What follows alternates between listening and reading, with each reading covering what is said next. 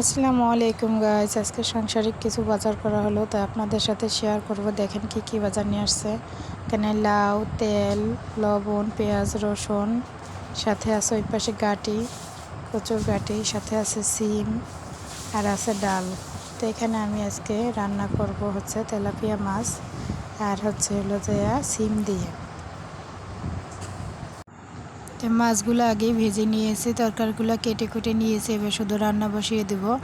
তো এখানে পেঁয়াজ ভেজে পানি দিয়ে দিছি, এর মধ্যে এখন সব মশলাগুলো দিয়ে দেবো। প্রথমে আদা রসুন বাটা দিয়ে দিলাম, এর গুঁড়া দিয়ে দিলাম 1 চামচ, সামান্য আর একটু হলুদের গুঁড়া দিয়ে দিলাম।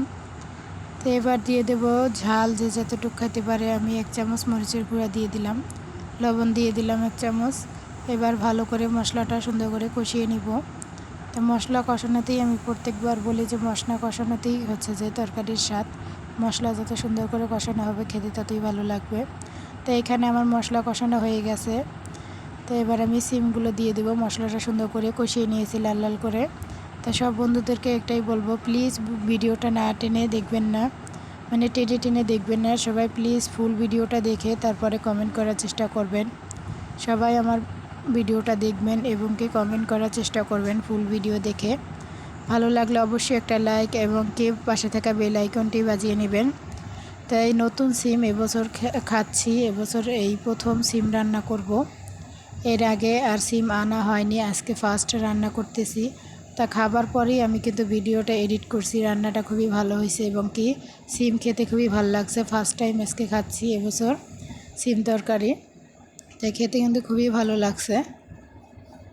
তো সিমটা কষিয়ে নেওয়া হয়ে গেছে, এবার পরিমাণ মতন ঝোল দিয়ে ফুটিয়ে নিব, তারপরে মাছগুলো দিয়ে দিব।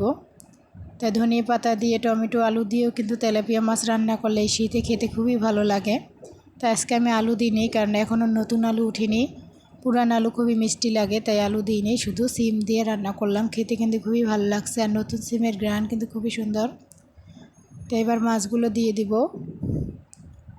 মাছগুলো দিয়ে ধনে পাতা দিয়ে ঢাকনা দিয়ে রাখবো 10 মিনিট, তারপরে মাছটা নামিয়ে নিব। তাই দেখতে থাকেন সবাই আমার ভিডিওটা।